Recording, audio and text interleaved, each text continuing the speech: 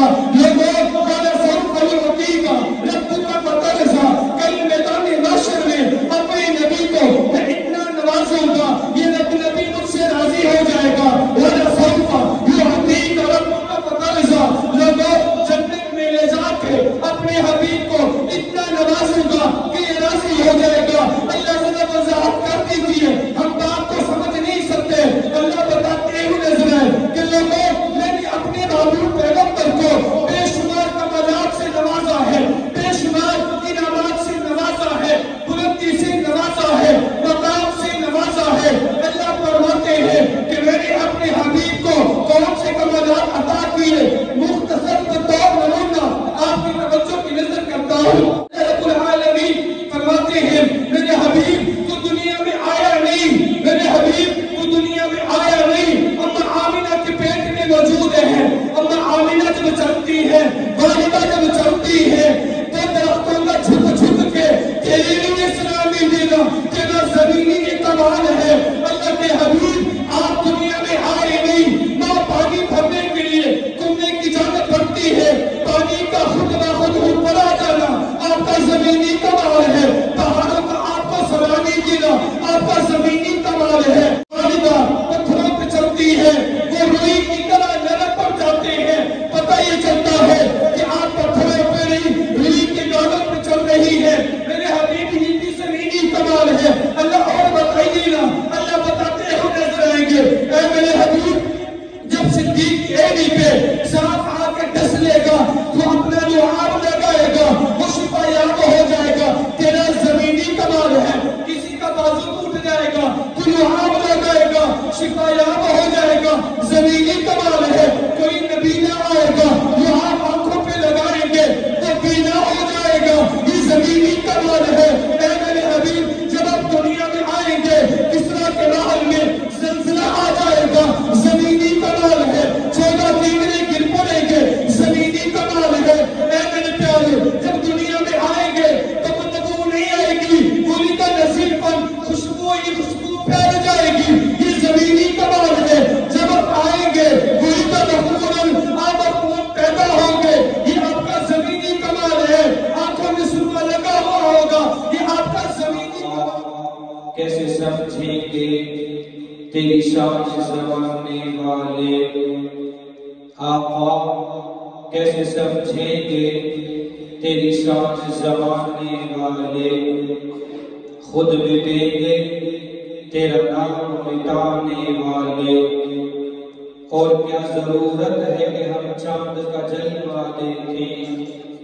آقا کیا ضرورت ہے کہ ہم چاند کا جلوہ دیکھیں ٹھہرو ٹھہرو کہ وہ زلف ہٹانے والے ہیں میرے انتہائی واجب الاحترام معزز سامعین آج کے اس خطبہ المبارک کے اندر میں نے آپ احباب کی خدمت میں سیرت النبی صلی اللہ علیہ وسلم کے حوالہ سے چند معروضات آپ کی توجہ کی نظر کرنی ہے اللہ رب العالمین سے دعا اور التجا کہ اللہ رب العالمین مجھے حق اور سچ بات بیان کرنے کی توفیق عطا فرمائے اور جملہ سامعین کو حق اور سچ بات کو سننے کی دل و جان سے تسلیم کرنے کی اور اس پر عمل کرنے کی توفیق عطا فرمائے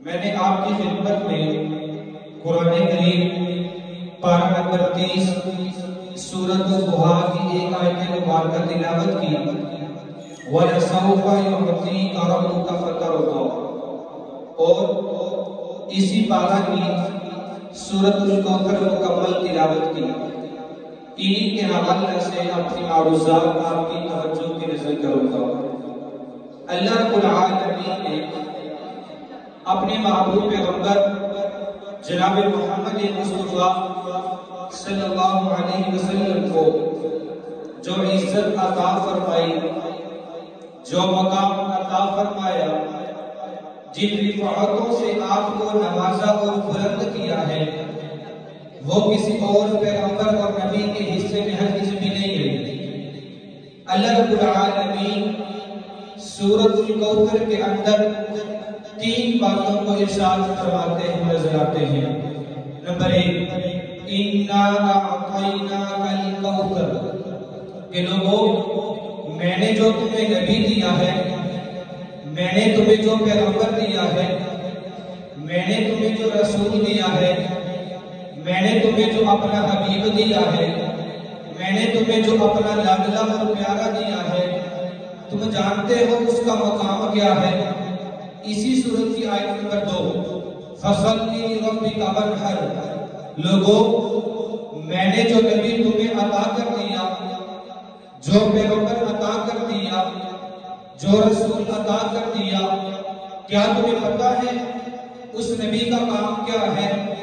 اس نبی کا مشن کیا ہے؟ اس نبی کا دین کیا ہے؟ اس نبی کا طریقہ زندگی کیا ہے؟ اسی سورت کی آیت نمبر 3، اِنَّ شَانِئَكَ هُوَ الْأَبْتَرُ، کہ لوگوں جو میں نے تمہیں اپنا حبیب دیا ہے، تمہیں پتا ہے جو اس حبیب سے دشمنی رکھے گا، جو اس حبیب سے عداوت رکھے گا، جو اس حبیب سے محبت نہیں کرے گا، اس کا انجام کیا ہے؟ اس صورت کے اندر اللہ رب العالمین نے ان 3 چیزوں کا تذکرہ فرمایا۔ سب سے پہلے لفظ کوثر کا معنی سمجھیں کہ کوثر کہتے کسے ہیں۔ لفظ کوثر کے بارے میں مفسرین نے کم و بیش 32 معنی بیان کیے اور لکھے ہیں، جن میں سے چند ایک بطور نمونہ آپ کی توجہ کی نظر کر دیتا ہوں۔ اللہ فرماتے ہیں اِنَّا أَعْطَيْنَاكَ الْكَوْثَرَ، اے حبیب ہم نے آپ کو کوثر عطا کیا۔ کوثر کا معنی کثیر رحمت دی آپ کو، کوثر کا معنی علم کثیر دیا آپ کو، کوثر کا معنی حوض کوثر دیا آپ کو، کوثر کا معنی نہر کوثر عطا کر دی گئی آپ کو، کوثر کا معنی تمام انبیاء کے علوم سے نوازا آپ کو، کوثر کا معنی جملہ انبیاء میں سلطان بنایا آپ کو، کوثر کا معنی میدان محشر میں سفارش کا حق دیا آپ کو، کوثر کا معنی تمام امتوں سے بڑی امت دی آپ کو، کوثر کا معنی اس وقت جب کوئی سفارشی موجود نہ ہوگا اس وقت کا سفارشی بنایا آپ کو، کوثر کا معنی اللہ نے جملہ انبیاء میں سب سے بڑا اور اعلیٰ تاج پہنایا آپ کو۔ یہ کوثر کے جلد معانی میں نے آپ کی توجہ کی نظر کر دیے۔ اب چلتے ہیں اس سے اگلی بات کی جانب کہ اللہ رب العالمین نے یہ انعام دیا کب ہے، اس انعام کو دینے کا مقصد کیا ہے، اس انعام کو اتارا کب گیا، اس کا پس منظر کیا ہے، بیک گراؤنڈ کیا ہے، تسلی دینے کی وجہ کیا ہے، نعمتوں کا ذکر کرنے کی وجہ کیا ہے۔ آئیے نا مختصر آپ کی توجہ کی نظر کر دیتا ہوں۔ اللہ رب العالمین کے حبیب آمنہ کے لال جناب محمد مصطفیٰ صلی اللہ علیہ وسلم کے لفظ جگر آپ کے بیٹے کا جب انتقال کربلا ہو جاتا ہے تو مکہ کے مشرکین خصوصاً بالخصوص ایک مشرک جس کا نام عاص بن وائل ہے، وہ لوگوں سے یہ کہتا ہوا نظر آیا کہ لوگوں اس محمد کا بیٹا تو چل دیا، لوگوں محمد کا بیٹا چل دیا، محمد کا بیٹا موجود نہیں، جب محمد چلا جائے گا محمد کا دین بھی مٹ جائے گا، جب محمد چلا جائے گا اس کا نام لینے والا کوئی باقی نہیں رہے گا، جب محمد چلا جائے گا اس کا ذکر مٹ جائے گا، جب محمد چلا جائے گا اس کا نام مٹ جائے گا، اس کا دین مٹ جائے گا، اس کا مذہب مٹ جائے گا، عزت کو بلند کرنے والا کوئی موجود نہیں۔ کیوں؟ نسل چلتی ہے بیٹے سے، محمد کا بیٹا کوئی موجود نہیں۔ اللہ کے حبیب نے جب کفار کی باتوں کو سنا ہے تو آپ پریشانی کے عالم میں ڈوب گئے، آپ غمگین ہو گئے، آپ دکھی ہو گئے، اللہ کی جانب توجہ ہوئے۔ اللہ یہ لوگ کیا کہتے ہیں، تیرے حبیب کا ذکر مٹ جائے گا، کیا تمہیں اپنے حبیب کو اس وجہ سے بھیجا ہے کہ تیرے حبیب کی ذکر کو مٹا دیا جائے۔ اللہ یہ کفار کیا کہتے ہیں، تیرے حبیب کا نام لینا کوئی نہیں ہوگا۔ اللہ نے اس وجہ سے حبیب کو بھیجا ہے کہ تیرے حبیب کا کوئی نام لینا باقی نہ رہے۔ اللہ یہ مشرکین کیا کہتے ہیں کہ میرا دین مٹ جائے گا۔ اللہ اس دین کو اس وجہ سے اتارا ہے کہ یہ دین مٹ جائے، مذہب مٹ جائے، محمد کا نام مٹ جائے۔ اللہ کہتے ہوئے نظر آئے، نہیں نہیں میرے سونے، ایسی بات نہیں ہے۔ اِنَّا أَعْطَيْنَاكَ الْكَوْثَرَ۔ اللہ اپنے حبیب کو تسلی دیتے ہوئے نظر آئے، فرمانے لگے، اے میرے حبیب، اے میرے پیارے، اے میرے لاڈلے، اے میرے محبوب، اے امینہ کے لال، اے میرے دلارے، اے انبیاء کے سلطان، ایسی بات نہیں ہے۔ اِنَّا أَعْطَيْنَاكَ الْكَوْثَرَ۔ اے میرے حبیب، اگر میں نے آپ سے ایک بیٹا لیا ہے تو آپ یہ بھی تو دیکھئے نا میں نے آپ کو کس قدر انعامات سے نوازا ہے۔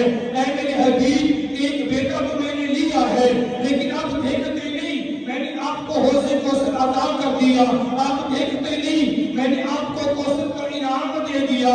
اللہ بتائیے نا کوثر میں کیا بتانا چاہتے ہیں؟ اللہ کہتے ہیں اِنَّا أَعْطَيْنَاكَ الْكَوْثَرَ۔ اے میرے پیارے، ہم نے آپ کو کوثر عطا کر دیا، سفارشی بنا دیا، سلطان بنا دیا، رسول بنا دیا، پیغمبر بنا دیا، حوض کوثر عطا کر دیا، نہر کوثر عطا کر دی، سب سے بڑی امت آپ کو عطا کر دی۔ میں نے صرف آپ سے ایک بیٹا لیا ہے لیکن اس ایک بیٹے کے بدلے میں نے آپ کو کس قدر انعامات سے نوازا ہے۔ اللہ فرماتے ہیں اِنَّا أَعْطَيْنَاكَ الْكَوْثَرَ۔ اے میرے حبیب دکھی نہ ہو، پریشان ہونے کی ضرورت کوئی نہیں۔ میں نے ایک بیٹا تو لیا ہے لیکن اس بیٹے کی وجہ سے آپ کو کتنی بھلائیاں اور اچھائیاں عطا فرمائی ہیں۔ اللہ رب العالمین دوسری آیت میں ارشاد فرماتے ہوئے نظر آئے، فَصْوَلِّ لِرَبِّكَ وَانْحَرْ۔ لوگوں، جو پیغمبر میں نے تمہیں عطا کر دیا، جو رسول میں نے تمہیں عطا کر دیا، جو حبیب میں نے تمہیں عطا کر دیا، یہ جو انعام دیا ہے یہ بہت بڑا انعام ہے۔ اللہ کیا بتانا چاہتے ہیں؟ فَصَلِّ لِرَبِّكَ وَانْحَرْ۔ لوگوں، یہ جو حبیب میں نے آپ کو دیا ہے، اس حبیب کا کام کیا ہے؟ اس حبیب کا کام کیا ہے؟ اس حبیب کو بھیجا کیوں گیا؟ کام کون سا دیا گیا؟ کتاب کون سی دی گئی؟ بلندی کیسے عطا کی گئی؟ فَصَلِّ لِرَبِّكَ وَانْحَرْ، کہ میرے حبیب کا مشن یہ ہے، میرا حبیب ایک اللہ کے سامنے جھکنے والا، میرا حبیب ایک اللہ کے سامنے جھکنے والا، اسی کی رضا میں سب کچھ نچھاور کرنے والا۔ لوگوں، اگر کامیابی چاہیے تو تم بھی انہی چیزوں کو تھام لو۔ فَصَلِّ لِرَبِّكَ وَانْحَرْ، آؤ نا جھکو پروردگار کے سامنے، آؤ نا سب کچھ قربان کر دو پروردگار کے لیے، پھر دیکھیے گا اللہ ہمیں بھی کیسا نوازتے ہیں۔ اسی سورت کی آیت نمبر 3، اِنَّ شَانِئَكَ هُوَ الْأَبْتَرُ۔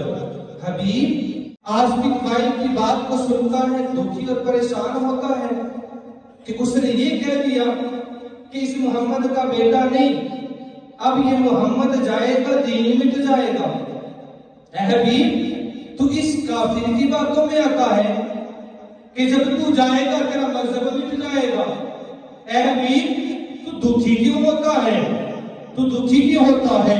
آئیے نا اس سے ذرا آگے چلتے ہیں کہ اللہ رب العالمین کے حبیب پیغمبر اپنی بانی میں کیا فرماتے ہوئے نظر آتے ہیں۔ حضرت عبداللہ بن عمر رضی اللہ تعالی عنہ ارشاد فرماتے ہوئے نظر آئے کہ ایک حبشہ کا رہنے والا وہ دفن بالمدینہ، مدینے میں آتا ہے، میرے نبی کے کلمے کو پڑھتا ہے، دین کو قبول کرتا ہے، اسلام کو قبول کرتا ہے، مذہب کو قبول کرتا ہے، قبول کر لینے کے بعد وہ وہیں پہ وفات پا جاتا ہے، اس بندے کو وہیں پہ دفن کر دیا جاتا ہے۔ اللہ رب العالمین کے حبیب پیغمبر نے جب دیکھا ہے کہ یہ حبشہ کا رہنے والا میرا مربی نہیں ہے، میرا غلام نہیں ہے، خادم نہیں ہے، مسلمان نہیں ہے، حبشہ سے جب مدینے گیا، جب میرا کلمہ پڑھ لیا، میرے دین میں داخل ہو گیا، میرے قدموں میں آ گیا، شاگرد بن گیا، پیارا بن گیا، لاڈلا بن گیا، محبت والا بن گیا، ملفت والا بن گیا، اب یہاں پہ آ کے کلمہ پڑھ کے دین کو مان کے اسلام کو مان کے جب وہ فوت ہوا ہے، اس کی قبر مدینے میں بنا دی گئی، دفن بالمدینہ، اس کو مدینے میں دفن کر دیا گیا۔ اب اللہ کے حبیب فرماتے ہوئے نظر آئے کہ لوگوں، یہ جو حبشہ کا رہنے والا تھا، جب اس حبشہ کے رہنے والے بندے کو اللہ رب العالمین نے بنانا چاہا تو اللہ رب العالمین نے اس بندے کے وجود میں مدینے کی مٹی کو شامل کیا تھا، اور اب یہ جب بندہ مر چکا ہے، دنیا سے چلا گیا ہے، اللہ نے اس بندے کو دوبارہ اسی مٹی میں دفن کر دیا ہے، جس کو قرآن یوں کہتا ہوا نظر آتا ہے، منہا خلقناکم وفیہا نعیدکم ومنہا نخرجکم تارۃ اخری، کہ ہم نے انسان کو مٹی سے بنایا، ہم نے انسان کو مٹی سے بنایا، جب یہ مر جائے گا، سانس ختم ہو جائیں گے، آنکھ بند ہو جائے گی، ہم دوبارہ اس بندے کو مٹی کے نیچے لے کر جائیں گے، کل میدان محشر میں اللہ نے حساب و کتاب بھی کرنا ہے، حساب و کتاب کے لیے جب ان لوگوں کو جو مردہ ہو چکے ہیں، جن کے جسم باقی نہیں رہے، جن کے وجود باقی نہیں رہے، جن کی آنکھیں باقی نہیں رہی، جن کا دل باقی نہیں رہا، جن کے ہاتھ باقی نہیں رہے، اللہ کے حکم سے انہیں اسی مٹی میں سے اٹھایا جائے گا، دوبارہ زندہ کیا جائے گا۔ اللہ کے حبیب نے فرمایا کہ یہ حبشہ کا رہنے والا جب اس کو اللہ نے بنایا تھا، اللہ رب العالمین نے اس بندے کے وجود میں، اس بندے کے وجود میں مدینے کی مٹی کو شامل کیا ہے۔ آئیے نا اس روایت کو دلیل بناتے ہوئے میں اس اگلی بات کی جانب آپ کو لے جانا چاہتا ہوں۔ اللہ قرآن میں کہتے ہوئے نظر آئے، منہا خلقناکم وفیہا نعیدکم ومنہا نخرجکم تارۃ اخری، کہ میں نے انسان کو بنایا بھی مٹی سے، مٹی میں لے جاؤں گا، مٹی سے اٹھاؤں گا۔ اب اللہ کے حبیب کیا بتاتے ہیں، دیکھتے ہیں کہ اللہ نے اپنے حبیب کو اس مٹی سے بنایا ہے، وہ ہے تو انسان، کیا ہمارے جیسے ہیں؟ وہ ہے تو انسان، کیا وہ بھی ہمارے جیسے ہیں؟ آئیے حضور سے پوچھتے ہیں، آقا آپ بتائیے تو صحیح، آپ کس مٹی سے بنائے گئے؟ آقا بتائیے تو صحیح، آپ کو کس مٹی سے اٹھایا گیا؟ آقا بتائیے تو صحیح، آپ کو کس مٹی میں لے کے جائیں گے؟ آقا بتائیے تو صحیح، کس مٹی سے اٹھا کر زندہ کر کے میدان محشر میں کھڑا کیا جائے گا؟ اللہ کے حبیب خود ارشاد فرماتے ہوئے نظر آئے، قال رسول اللہ صلی اللہ علیہ وسلم، حضور فرماتے ہیں، ما بین بیتی و منبری روضۃ من ریاض الجنہ، لوگوں میری بات کو سن لو، پلے سے باندھ لو، یہ محمد کا روضہ، یہ محمد کا گھر جو تم دیکھتے ہو، یہ محمد کا منبر ہے، وہ محمد کا گھر ہے، یہ محمد کا منبر ہے، وہ محمد کا حجرہ ہے، یہ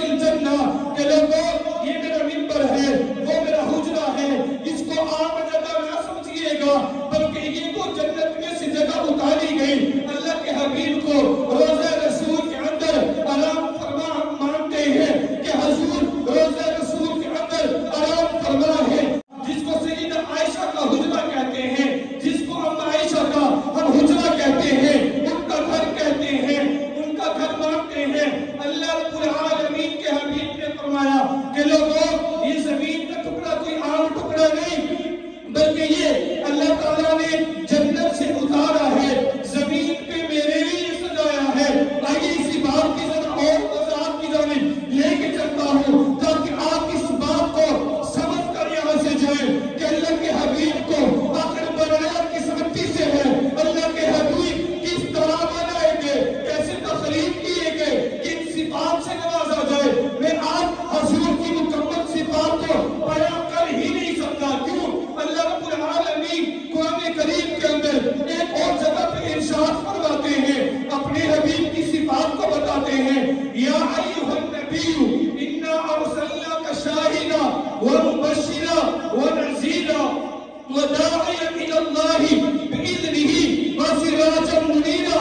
اللہ تعالی نے اس آیت کے اندر اپنے حبیب کی 5 صفات کو بیان کیا ہے، لیکن میں ان صفات کا تذکرہ یہاں پہ نہیں کروں گا، بلکہ آج یہاں پر آپ کے روزہ کی جانب نسبت کر کے چند ایک چیزیں آپ کی توجہ کی نظر کروں گا۔ اللہ کے حبیب نے فرمایا یہ میرا روزہ یہ جنت ہے، اللہ نے جنت سے اتارا ہے۔ مولا علی قاری اسی بات کو یوں بتاتے ہوئے نظر آئے، آپ اٹھائیے گا فتح الباری کے اندر یہ موجود ہے، آپ اٹھائیے گا شرح مسلم کے اندر یہ بات موجود ہے، آپ اٹھائیے گا مشکات شریف کے اندر بھی یہ بات موجود ہے۔ حضرت مولا علی قاری اس بات کو یوں بیان کرتے ہوئے نظر آئے کہ لوگوں جب کل کو قیامت آنی ہے، لوگوں نے مٹ جانا ہے، حساب و کتاب کا معاملات اللہ نے شروع کرنے ہیں، زمین و زمان مٹ جائیں گے، ہر چیز مٹ جائے گی، لیکن اللہ کے محبوب پیغمبر کا روزہ آج بھی باقی ہے، تب بھی باقی رہے گا۔ اس کی وجہ کیا ہے؟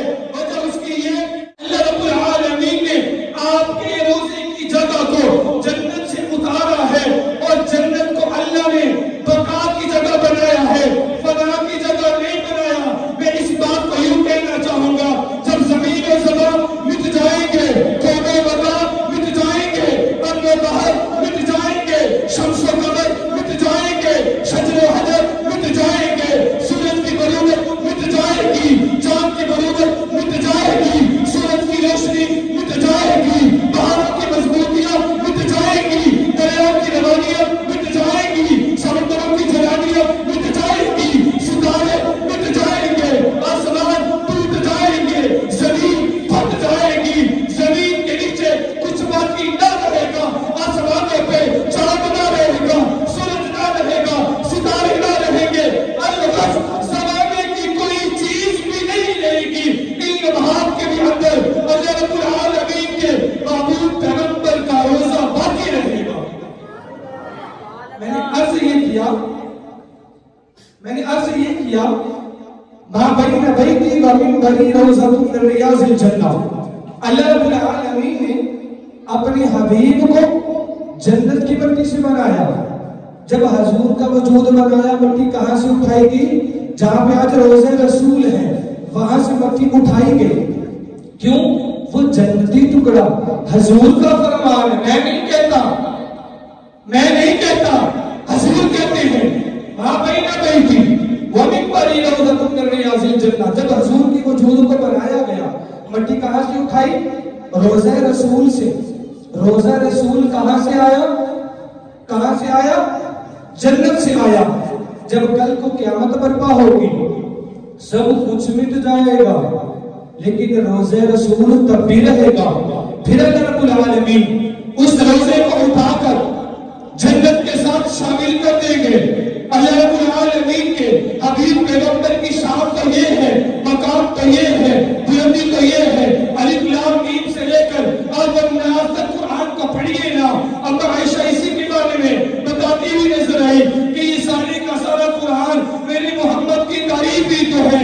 اللہ رب العالمین تمام چیزوں کو مٹانے کے بعد حضور کے روزے کو برقرار رکھیں گے، پھر اس کو جنت میں شامل کر دیں گے، اس وجہ سے کہ اللہ رب العالمین نے اپنے حبیب کو جنتی مٹی سے بنایا۔ حضور بنے جنتی مٹی سے، حضور کا وجود جنتی ہے، حضور کا روزہ خود جنت ہے، حضور کا روزہ خود جنت ہے۔ السلام کہ جب عام بندے کی وفات ہو جائے، جہاں پہ اس کی قبر بن جائے، جس جگہ پہ جس بندے کی قبر بنے گی، اس روایت کو دلیل بناتے ہوئے آپ یہ پتہ کر سکتے ہیں کس بندے کو کس مٹی سے بنایا گیا. تو اللہ رب العالمین نے اپنے حبیب کو کس مٹی سے بنایا؟ کس مٹی سے بنایا؟ جنت کی مٹی سے. حضور جنت میں سے آئے ہیں، جنت میں آرام فرما ہے، جنت میں سے اٹھیں گے، جنت میں جائیں گے. حضور جنت میں سے آئے، جنت میں آرام فرما ہے، جنت سے اٹھیں گے، جنت میں جائیں گے. اللہ کیسی شان عطا کر دی ہے اپنے حبیب کے بارے میں. اللہ نے یہی تو کہا فصلی لربک وانحر ان شانئک هو الابتر. اے میرے حبیب تو ان مشرکین کے باتوں میں آتا ہے جو تجھے ابتر کہتے ہیں. ابتر کسے کہتے ہیں؟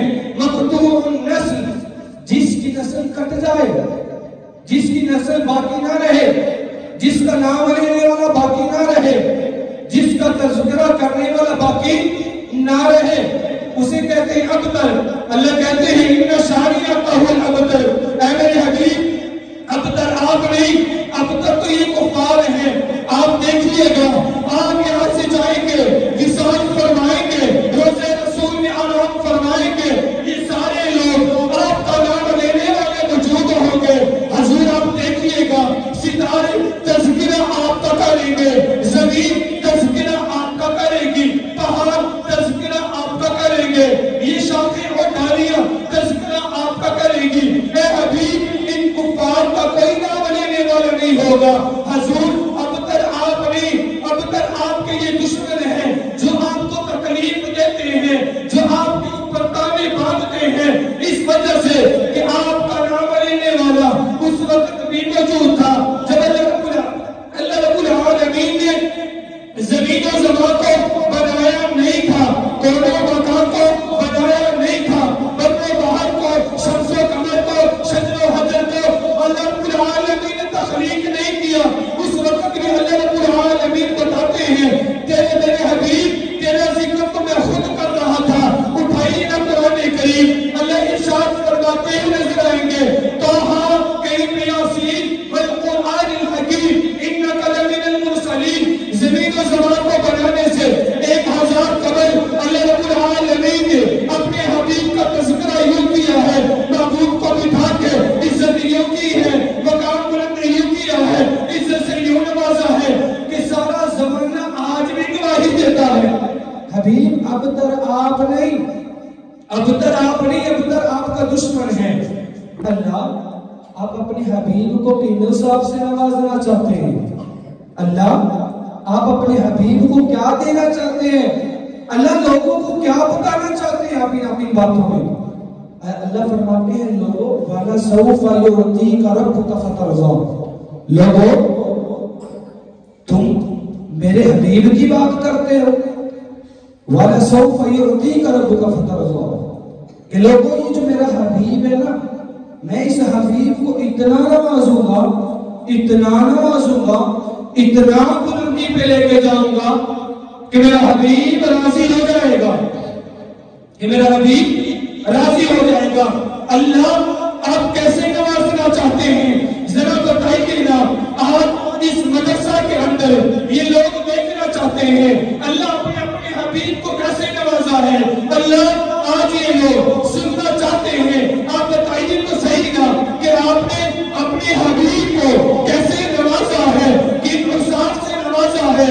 اللہ فرماتے ہو نظر آئے وَلَسَوْفَ يُعْطِيكَ رَبُّكَ فَتَرْضَىٰ. اے میرے حبیب ہم آپ کو اتنا نوازیں گے، اتنا نوازیں گے، اتنا نوازیں گے کہ آپ راضی ہو جائیں گے. اللہ بتائیے کتنا نوازیں گے. اللہ ارشاد فرماتے ہوئے نظر آئے اے میرے حبیب تجھے میں نے اپنا حبیب بنایا، تجھے محبوب بنایا، تجھے لاڈلا بنایا، انبیاء کا سلطان بنایا، انبیاء کا سرتاج بنایا. میرے حبیب میں تجھے بتاؤں کہ میں تجھے کن کمالات سے نوازوں گا. وَلَسَوْفَ يُعْطِيكَ رَبُّكَ فَتَرْضَىٰ. اللہ کن کمالات سے نوازا ہے.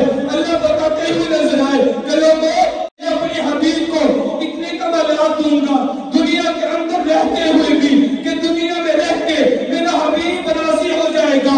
لوگوں والا سوف یعطیک ربک فترضی، کل میدان محشر میں اپنے نبی کو میں اتنا نوازوں گا یہ نبی مجھ سے راضی ہو جائے گا. والا سوف یعطیک ربک فترضی، لوگوں جنت میں لے جا کے اپنے حبیب کو اتنا نوازوں گا کہ یہ راضی ہو جائے گا. اللہ سے وضاحت کر دیجیے، ہم بات کو سمجھ نہیں سکتے. اللہ بتاتے ہوئے نظر ہے کہ لوگوں میں نے اپنے محبوب پیغمبر کو بے شمار کمالات سے نوازا ہے، بے شمار انعامات سے نوازا ہے، بلندی سے نوازا ہے، مقام سے نوازا ہے. اللہ فرماتے ہیں کہ میں نے اپنے حبیب کو کون سے کمالات عطا کیے. مختصر بطور نمونہ آپ کی توجہ کی نظر کرتا ہوں. رب العالمین فرماتے ہیں میرے حبیب تو دنیا میں آیا نہیں، میرے حبیب تو دنیا میں آیا نہیں. اما آمینہ کے پیٹ میں موجود ہے. اما آمینہ جب چلتی ہے، والدہ جب چلتی ہے تو درختوں کا جھک کے تیرے لیے سلامی دینا تیرا زمینی کمال ہے. اللہ کے حبیب آپ دنیا میں آئے نہیں، ماں پانی بھرنے کے لیے کنویں کی جانب بڑھتی ہے، پانی کا خود بخود اوپر آ جانا آپ کا زمینی کمال ہے. پہاڑوں کا آپ کو سلامی دینا آپ کا زمینی کمال ہے. آپ جب پتھروں پہ چلتے ہیں، آپ دنیا میں آئے نہیں، والدہ پتھروں پہ چلتی ہے، وہ روئی کی طرح نرم پڑ جاتے ہیں. پتہ یہ چلتا ہے کہ آپ پتھروں پہ نہیں، روئی کے گالوں پہ چل رہی ہے. میرے حبیب ہی کی زمینی کمال ہے. اللہ اور بتائیے نا، اللہ بتاتے ہوئے نظر آئیں گے اے میرے حبیب صدیق کی ایڑی پہ سانپ آ کے ڈس لے گا تو اپنا لعاب لگائے گا، وہ شفا یاب ہو جائے گا. تیرا زمینی کمال ہے. کسی کا بازو ٹوٹ جائے گا تو لعاب لگائے گا، شفا یاب ہو جائے گا. زمینی کمال ہے. کوئی نبی نہ آئے گا، لعاب آنکھوں پہ لگائیں گے تو بینا ہو جائے گا. یہ زمینی کمال ہے. اے میرے حبیب جب آپ دنیا میں آئیں گے کسرا کے محل میں زلزلہ آ جائے گا، زمینی کمال ہے.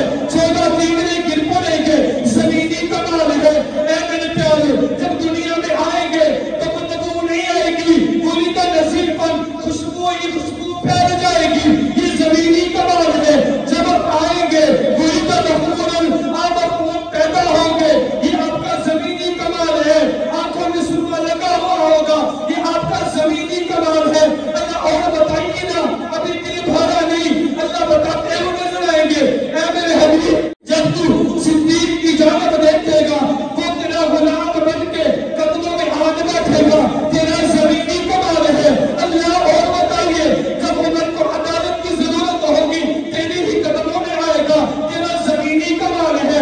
عثمان کو صحابت کی ضرورت پڑے گی، آپ کے قدموں میں آئے گا، یہ آپ کا زمینی کمال ہے. حبشہ کے رہنے والے کالے بلال کو امام کی ضرورت پڑے گی، آپ کے قدموں میں آئے گا، یہ تیرا زمینی کمال ہے. معاویہ کو سیاست کرنے کی ضرورت پڑے گی، آپ کے قدموں میں آئے گا، آپ کا زمینی کمال ہے.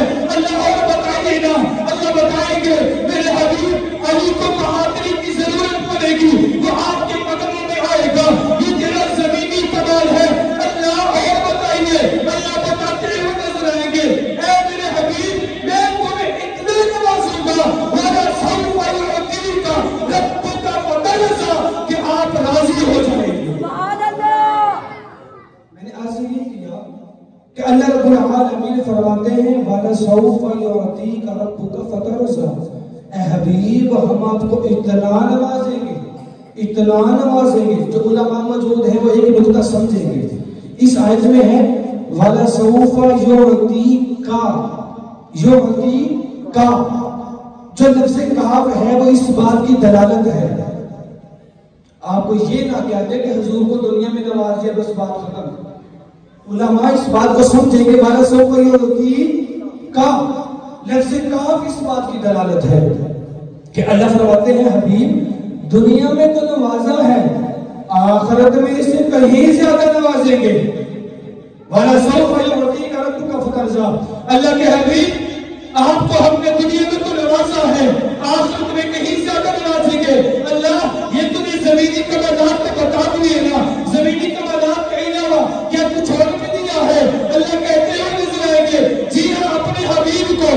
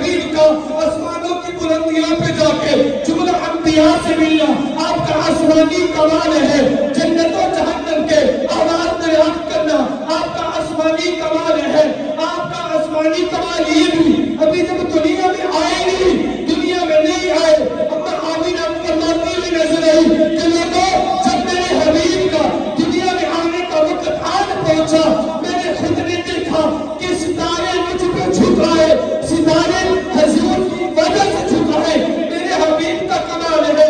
اللہ آپ نے کن کن حساب سے نوازا ہے، وانا سوفا یعطیک ربک فترضی، اے میرے حبیب ہم آپ کو اتنا عطا کریں گے کہ آپ راضی ہو جائیں گے۔ آخری ایک بات، وقت ہو چکا، آخری ایک بات آپ کی توجہ کی نظر کروں گا۔ احادیث مبارکہ میں یہ بات ملتی ہے کہ حضور نبی کریم صلی اللہ علیہ وسلم میدان محشر میں جب جنت اور جہنم کا فیصلہ ہو رہا ہو تو یہ بندہ جنتی ہے، جنت والے فرشتے آئیں تو ان کو کول دے کے لے کے جائیں، یہ بندہ جہنمی ہے، اس کو پکڑو باندھ کر جہنم میں ڈال دیا جائے۔ اللہ کے حبیب فرماتے ہیں وہاں بھی اللہ کہیں گے والا سوف یعطیک ربک فترضی، اے میرے حبیب ہم آپ کو اتنا نوازیں گے کہ آپ راضی ہو جائیں گے۔ حدیث مبارکہ کا مفہوم، حضور فرماتے ہیں اللہ میں آپ سے راضی نہیں ہوں گا، اللہ میں آپ سے راضی نہیں ہوں گا، وہ میرے سونے پیغمبر، وہ میرے راج دلارے پیغمبر، کیسی بات کہہ دی، میں رب تو یہ کہتا ہوں میں اتنا نوازوں گا، اتنا نوازوں گا کہ آپ راضی ہو جائیں گے۔ آپ کیا کہہ دیتے ہیں؟ اللہ یہ محمد راضی نہیں ہوگا آپ سے، کب تک؟ کب تک؟ جب تک حضور کا فرمان کہ میرا آخری امتی، میرا آخری امتی جس نے میرا کلمہ پڑھا لا الہ الا اللہ محمد رسول اللہ، ایمان کی حالت میں دنیا سے چلا گیا، میرا آخری امتی جس نے میرا کلمہ پڑھا ایمان کی حالت میں دنیا سے چلا گیا، اللہ جب تک محمد کا آخری امتی بھی جہنم میں رہے گا یہ محمد کیسے راضی ہوگا؟ اللہ آپ تو فرماتے ہیں وَلَا سَوْفَ يُعْطِيكَ رَبُّكَ فَتَرْضَىٰ، اللہ آئینہ اس محمد کو نوازے تو صحیح، اس محمد کی سفارش کو قبول تو کیجئے، اس محمد کی بات کو سن کے عمل تو کیجئے۔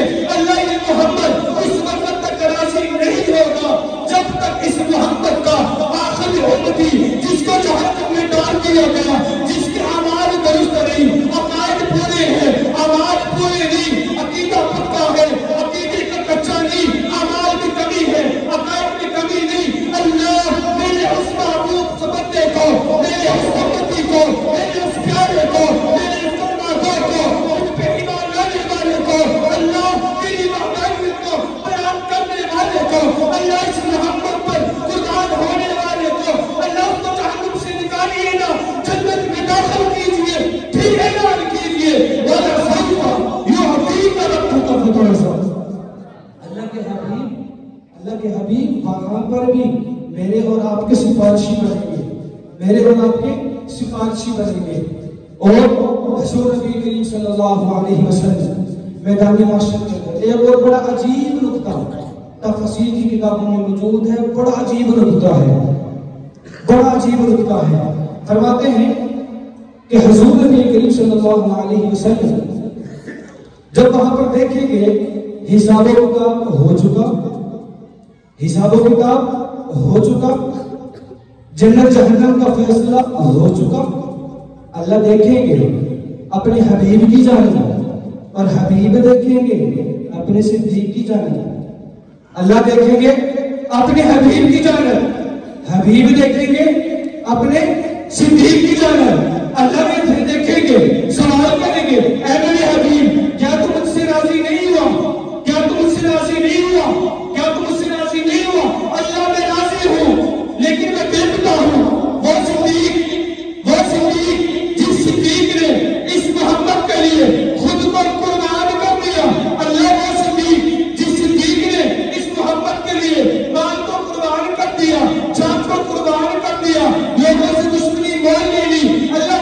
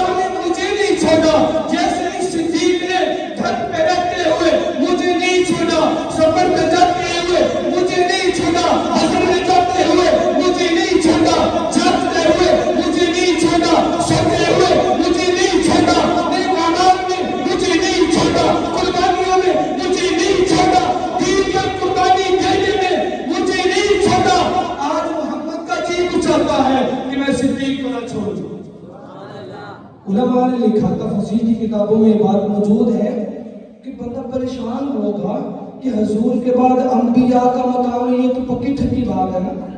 اب صدیق کو محبوب سے ملانے کے لیے دو کام کیے جا سکتے ہیں، یا تو حضور کو اٹھایا جائے سب سے نیچے لا کے بٹھایا جائے، یا تو حضور کو اٹھایا جائے سب سے نیچے لا کے بٹھایا جائے اور صدیق کے ساتھ ملایا جائے۔ دوسرا طریقہ، صدیق کو اٹھایا جائے، صدیق کو اٹھایا جائے لے جا کے محبوب سے ملایا جائے۔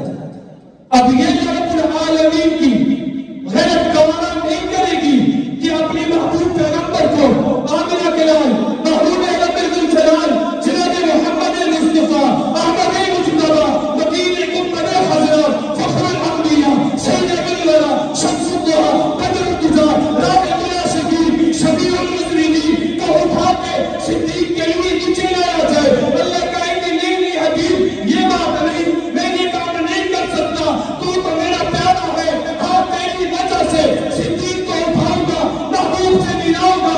کسی نے کہا ہے صدیق اکبر تیری صداقت پہ کیسے کس کو قرار ہوگا، صدیق اکبر تیری صداقت پہ کیسے کس کو قرار ہوگا کہ دونوں عالم میں اونچا تیرا مقام ہوگا۔ نبی کا روزہ ہے اس کا مدفن، نبی کا روزہ ہے اس کا مدفن، رشک آدم ہے اس کا مدفن، جس خدا کی جنت کی جس قدر سے وہ کتنا زیادہ قرار ہوگا۔ حضور صلی اللہ علیہ وسلم سے ملانے کے لیے صدیق کو اٹھایا جائے گا، بلندی پہ لایا جائے گا۔ یہاں پر کچھ لوگوں کے ذہن میں یہ سوال آ سکتا ہے کہ انبیاء سے اوپر صدیق کیسے جا سکتے ہیں؟ سوال ہو سکتا ہے آپ کے ذہن میں چلا جاؤں بعد میں آپ سے کوئی سوال کر لے جی مولوی صاحب آئے تو کہہ کے گئے کہ صدیق انبیاء سے اوپر چلے جائیں، کوئی آپ کے ذہن میں بات ڈال دے لڑائی کروانے کے لیے، فساد پھیلانے کے لیے کہ یہ کیسے ممکن ہے؟ صدیق کو اٹھایا ہے، انبیاء سے اوپر لے کر پہنچایا ہے۔ تو ایک مثال سے بات کو سمجھ لیں، اگر 3-4 منزلہ گھر موجود ہے، 3-4 بلڈنگز بنی ہوئی، 3-4 کمرے اوپر نیچے بنے ہوئے، سب کو اپنا اپنا کمرہ دے دیا گیا۔ جس بندے کے مقدر میں آخری کمرہ آیا، سب سے نیچے والا کمرہ آیا، اگر اس بندے کی دوستی ہو جائے اس بندے کے ساتھ جو سب سے اوپر رہنے والا ہے، جب وہ اس کو بلائے گا، جب وہ اس کو بلائے گا اوپر لے جائے گا، اس کا مطلب یہ نہیں ہوگا کہ درمیان میں رہنے والے وہ نیچے ہو گئے، نہیں، ایسی بات نہیں ہے۔ ان کا مقام اپنا ہے، ان کا مقام اپنا ہے، انبیاء کے مقابل کوئی آ نہیں سکتا۔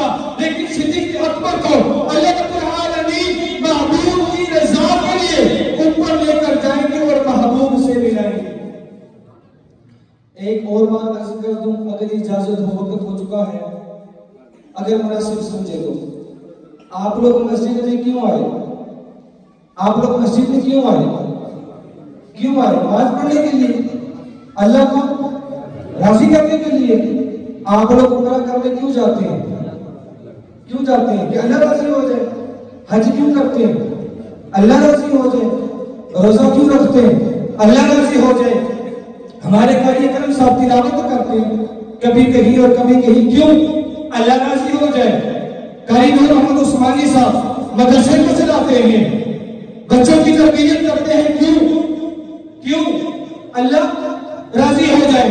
آپ نے اپنے کامال کرتے ہیں کہ اللہ راضی ہو جائے۔ حاجی حج کرتا ہے، اللہ راضی ہو جائے۔ زکات دینے والا، صدقات کرنے والا، خیرات کرنے والا اعمال اس وجہ سے کرتا ہے کہ اللہ راضی ہو جائے۔ تمام لوگ نیک اعمال کرتے ہیں کہ اللہ راضی ہو جائے، لیکن کل میدان محشر میں کیا ہونے والا ہے؟ ہمارے اعمال اللہ کی رضا کے لیے، نمازیں اللہ کی رضا کے لیے، قرآن اللہ کی رضا کے لیے، حج اللہ کی رضا کے لیے، عمرہ اللہ کی رضا کے لیے، زکات اللہ کی رضا کے لیے، محبتیں اللہ کی رضا کے لیے، اس وجہ سے کہ اللہ راضی ہو جائے۔ لیکن کل وہاں پہ بھی اللہ رب العالمین کچھ ایسا کر رہے ہوں گے، کیوں؟ اس لیے کہ اللہ رب العالمین کا محبوب راضی ہو جائے، اللہ کا محبوب راضی ہو جائے۔